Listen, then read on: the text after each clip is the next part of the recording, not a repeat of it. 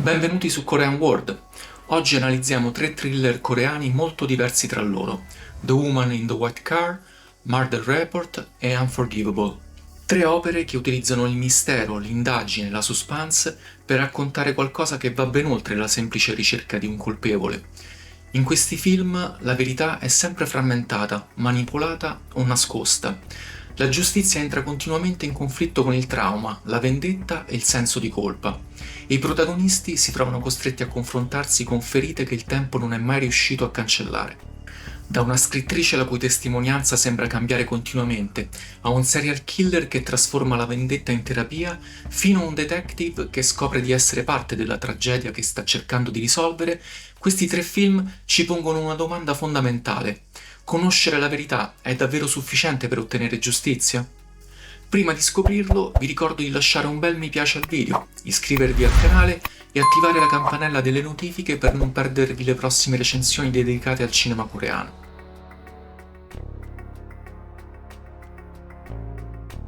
In The Woman in the White Car, Do-kyung, interpretata da Chung Yo-won, esce a piedi nudi da un'auto davanti all'ospedale Seol-won, trascinando fuori dall'abitacolo sua sorella maggiore Mi-kyung, interpretata da Kim Jong-min. Quest'ultima ha fratture alle mani e una profonda coltellata all'addome. Do-kyung chiede disperatamente aiuto. I poliziotti della stazione di Musan, guidati dalla sergente Yeon-jo, interpretata da Lee Jung-eun, pensano inizialmente a una lite domestica degenerata. Do-kyung racconta che l'aggressore è il futuro cognato Jong-man, interpretato da Kang Jong-woo, un uomo violento incontrato dalla sorella dopo un incidente stradale. La sua testimonianza però è incerta, non fa riferimento al perché l'auto risulti danneggiata, e Yeon-jo nota che con entrambi le mani fratturate Mi-kyung non avrebbe potuto scagliare il masso che secondo Do-kyung ha steso Jong-man. Emergono poi dettagli inquietanti. Do-kyung è una scrittrice con un passato psichiatrico complesso, segnato da schizofrenia, depressione e autolesionismo dopo la morte dei genitori. Mi-kyung, interpretata da Jang Chin-hee, aveva lasciato il lavoro in ospedale per occuparsi di lei a tempo pieno. Eppure la donna sotto i ferri non risulta essere Mi-kyung. Nessun fiocco di neve è puro è il leitmotiv rashomoniano di The Woman in the White Car, un thriller fuorviante tutto al femminile. C'è una scena all'inizio del film in cui l'infermiera chiama la protagonista Woo Kyung anziché Yoo Kyung. È un dettaglio ininfluente ai fini dell'intreccio che però suggerisce quale sarà il tema del film, il depistaggio. In The Woman in the White Car, diretto da Kristin Ko, nulla è come sembra e soprattutto nessuno è come dice di essere. Non è un semplice thriller psicologico, ma un congegno narrativo che lavora costantemente sulla percezione dello spettatore, sulle sue aspettative e sulla fiducia istintiva che si tende a concedere alle immagini. Il film gioca a smontare questa fiducia, pezzo dopo pezzo, usando una grammatica visiva e narrativa che ricorda la struttura a verità multiple di Rashomon. Fin dalle prime sequenze, immerse in un inverno rigido e lattiginoso, la neve non è solo un elemento atmosferico, ma un vero simbolo morale. Il bianco che dovrebbe suggerire purezza diventa un fondale ambiguo, che nasconde tracce e copre segni. È un bianco che non chiarisce, ma cancella. La scritta che compare all'inizio, nessun fiocco di neve è puro, non è una semplice frase poetica, è la chiave interpretativa dell'intero film.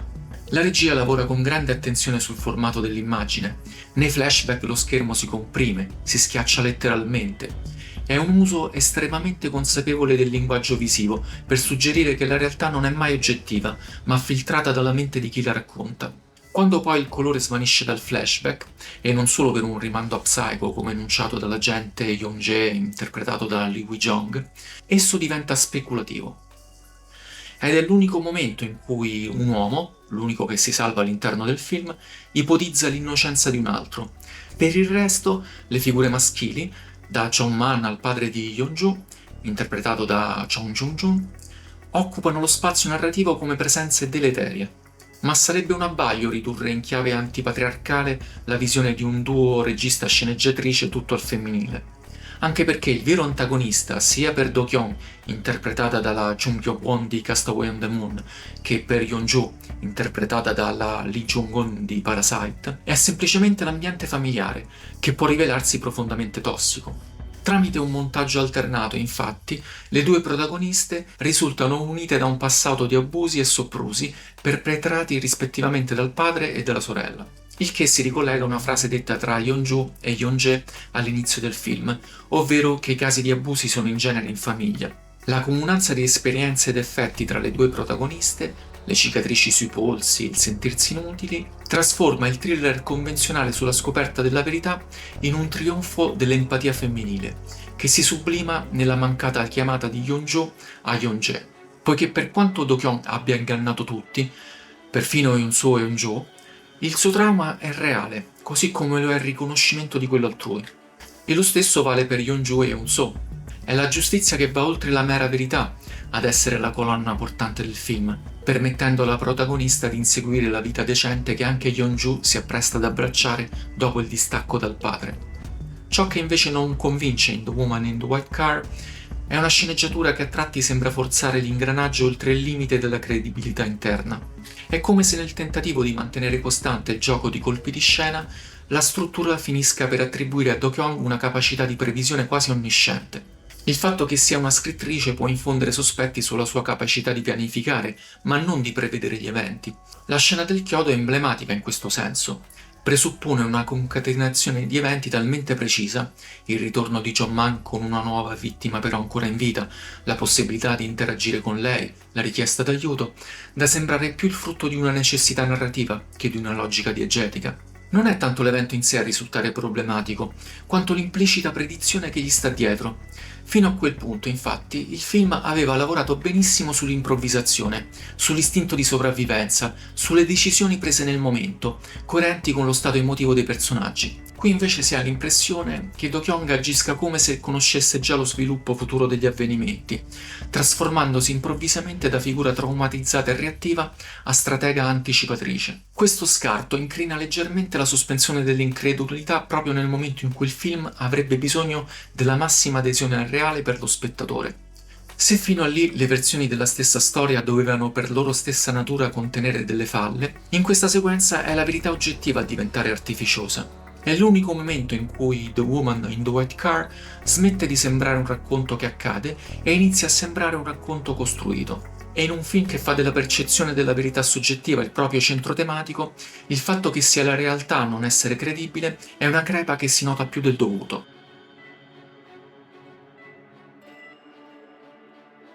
In Murder Report, una voce maschile telefona alla giornalista della NBC, Baek Seung-ju, interpretata da Cho Yoon-jong, proponendole un'intervista esclusiva.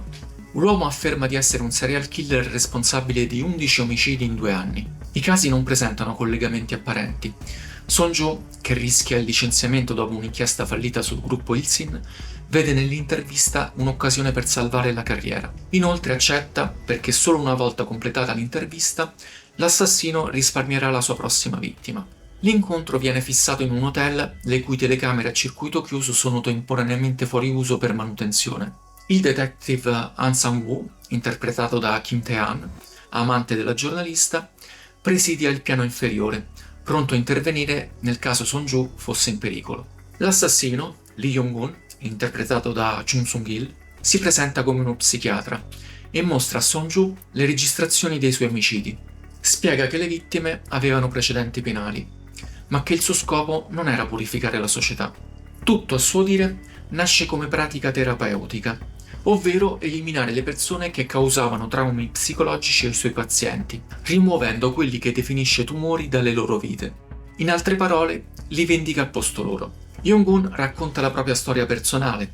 Sua moglie, interpretata da Choi Soo-im, violentata quando era incinta, non riuscì a liberarsi dal ricordo dello stupro e si tolse la vita insieme al bambino. Il senso di colpa per non aver saputo curarla distrusse la sua identità professionale. Lo stupratore ricevette una pena lieve per infermità mentale e morì accidentalmente prima che Yong-gun potesse vendicarsi. Distrutto, lo psichiatra cadde nella dipendenza e nel desiderio di morire, finché un paziente, un uomo la cui moglie era morta per colpa di un automobilista ubriaco e il cui figlio era in stato vegetativo, gli offrì una nuova direzione. Yong-gun propose di vendicarsi al suo posto, torturò e uccise l'ubriaco, mostrando poi il video al paziente che provò sollievo. Da quel momento trasformò la vendetta in metodo terapeutico, arrivando a ipnotizzare i pazienti per liberarli dal senso di colpa. Durante l'intervista, Jong-un mette in discussione l'etica professionale della giornalista, accusandola di cercare l'esclusiva più che salvare una vita. Dimostra di percepire il suo stato emotivo dal battito del polso. Per mostrare la coerenza del proprio metodo, uccide davanti a lei e al detective che osserva dalle telecamere un fattorino del servizio in camera, Yoon Jae-sik, colpevole in passato di aver stuprato e ricattato una donna. Jong-un parla poi di un giovane violinista bullizzato al quale il bullo aveva mutilato la mano con una lama di rasoio, compromettendone il futuro. Intende costringere il bullo, tramite ipnosi a distanza, a suicidarsi. Song-ju teme che la responsabile possa essere sua figlia, avendo trovato una lama di rasoio nel suo zaino. Ma Jong-un chiarisce che si tratta di due maschi, ipnotizza la giornalista con una moneta e la spinge ad ammettere il difficile rapporto con la figlia. Quando Song-ju tenta di reagire con un taser fornito da Sang-woo, Jong-un l'anticipa, fa sedare il detective con del gas e stordisce lei, legandola e imbavagliandola. Rivela che la vera intervista riguarda lei e le chiede di riflettere su quale colpa possa averla resa una sua potenziale vittima.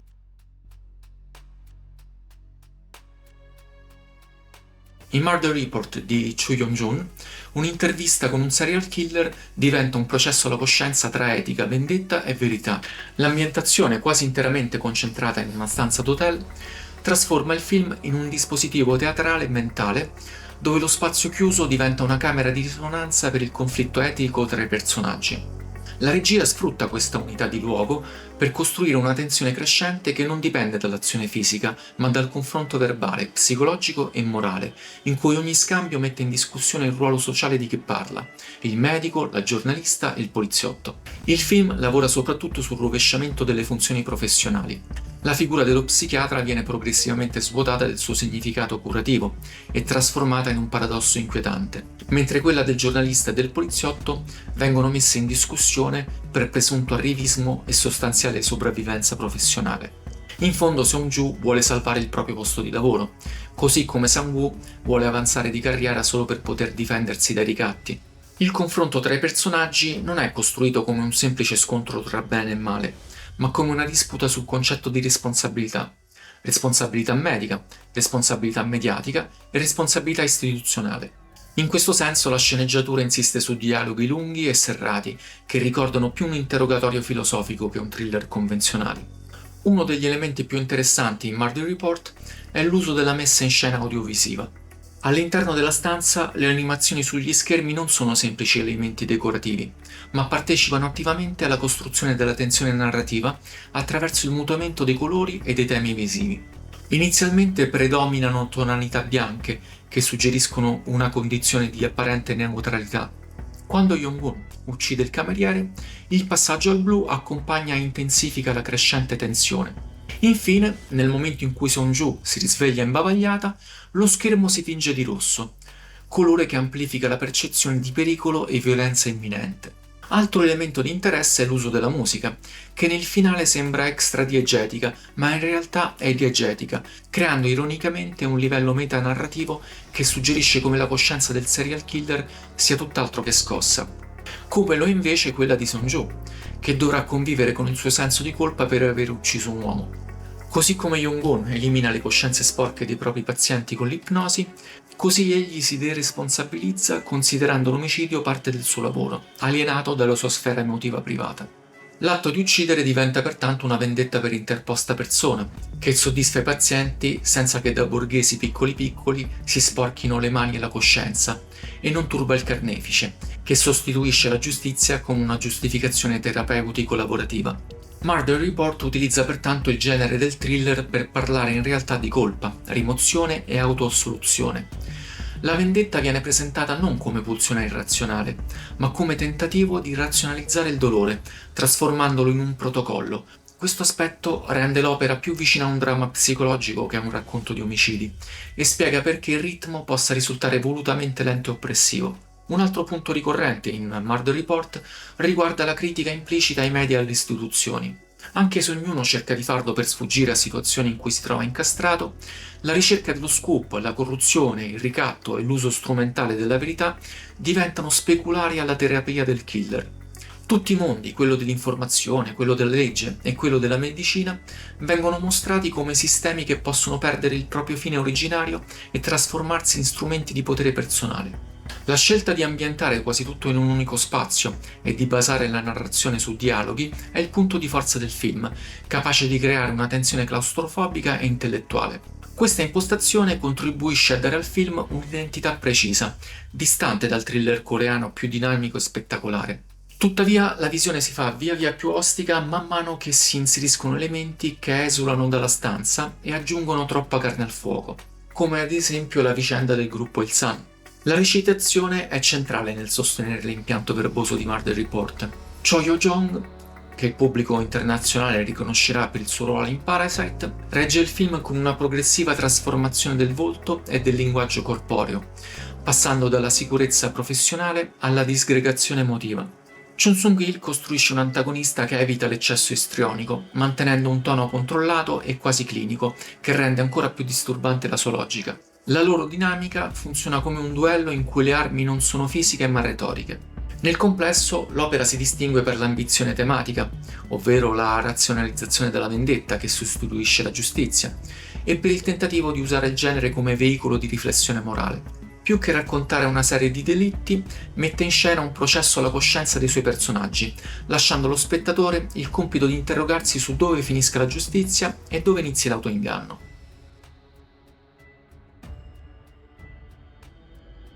Unforgivable segue il detective Dong-gun, interpretato da Kim Jong-un, che indaga sull'omicidio di Kang Bon-jin, interpretato da Hwang Sang-kyun. Sul cadavere viene scoperto un inquietante indizio. Nella bocca della vittima è nascosto un foglio con la frase "anche questo passerà" e una data risalente a 10 anni prima. Le indagini rivelano che il messaggio proviene dal diario di Yong-gun, interpretato da Yoon Dong-won, un giovane soldato morto suicida un decennio prima. Dong-gun e il collega Kim, interpretato da Cho Chan-ho, iniziano a ricostruire il passato della vittima, scoprendo che durante il servizio militare Bong-jin aveva tormentato Yong-gun. Emergono inoltre collegamenti con Song-yeon, interpretato da Park Sung-yoon, ora come allora superiore di Bong-jin e dirigente di una casa farmaceutica, e con Yong-il, interpretato da Kim Young-soo, diventato veterinario. L'autopsia mostra particolari inquietanti e la presenza di anestetici veterinari nel corpo della vittima. Intanto gli investigatori incontrano la madre di Yong-gun, interpretata da Ki Hye-yeon, che non ha mai accettato la spiegazione ufficiale del suicidio del figlio. La donna racconta che Yong-gun le aveva chiesto di andare a trovarlo in caserma poco prima di togliersi la vita. Man mano che il caso procede, Dong-gun scopre di aver conosciuto Yong-gun durante l'adolescenza. I due erano compagni di scuola e amici. Da ragazzo Dong-gun aveva frainteso il bisogno di amicizia di Yong-gun, interpretandolo come un interesse romantico, e aveva finito per allontanarlo. Questo ricordo, a lungo rimosso, riemerge, mentre nuove prove collegano gli omicidi a eventi avvenuti sia nell'esercito sia negli anni del liceo.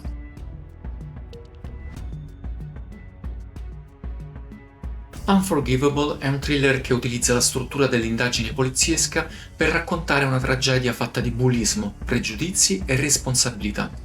Fin dalle prime battute, il film suggerisce che il vero mistero non riguarda tanto chi abbia commesso i delitti, quanto il modo in cui la crudeltà possa propagarsi nel tempo e continuare a distruggere vite anche molti anni dopo gli eventi che l'hanno generata.